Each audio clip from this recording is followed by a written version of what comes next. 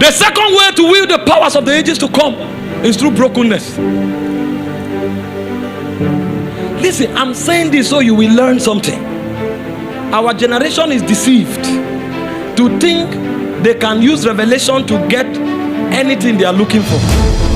Our generation is deceived to think they can use prayer, and then you come, a lawless man, a proud man comes and prays in tongues because his suit is wet. He now says they will change the territory. A wet suit is not authority. It just shows that you have enough adrenaline.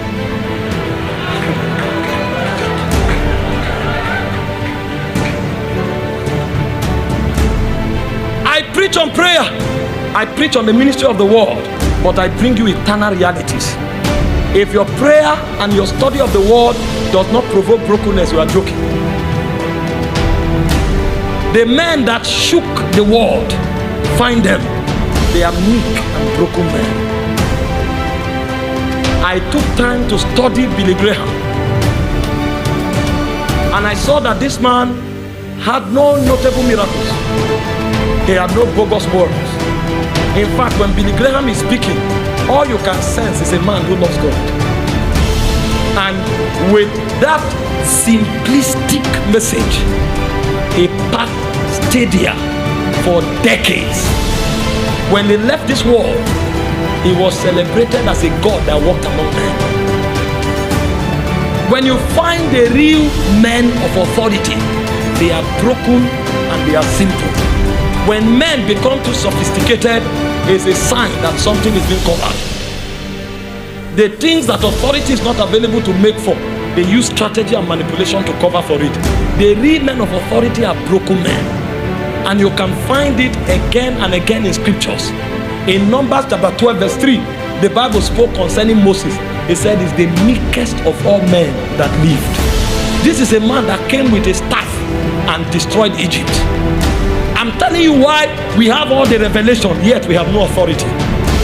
I'm showing you why we have all the prayer power, all the prayer campaigns, and we have no authority. Because we are high-minded people. We are high-minded people. We are an arrogant generation. We are full of ourselves. I quoted for you from Philippians 3 verse 3. He said, I have no confidence in the flesh. Paul was not a man of revelation alone. Paul was a broken man. Moses was a broken man. When you meet this man, you will meet so much of their humanity that you will wonder, are these the men God is using? The reason is because the power they control is beyond their reach. It comes from another realm. But when God looks upon their brokenness, he mobilizes himself.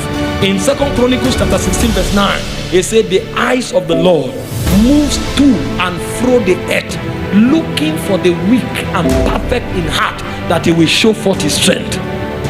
Have you not read the books of the fathers of old? Most of them didn't have half the revelations we had. But when they speak, rain stop.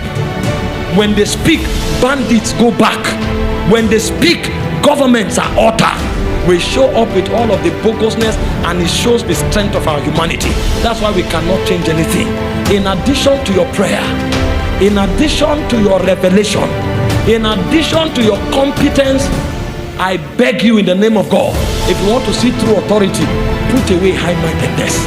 There are most of us here, even to say I'm sorry, we will go to the grave and come back before we say it. And then we'll quote 30 scriptures and think we will handle power with so much pride. He said, God resists the proud, but he giveth more grace to the humble. He resists the proud.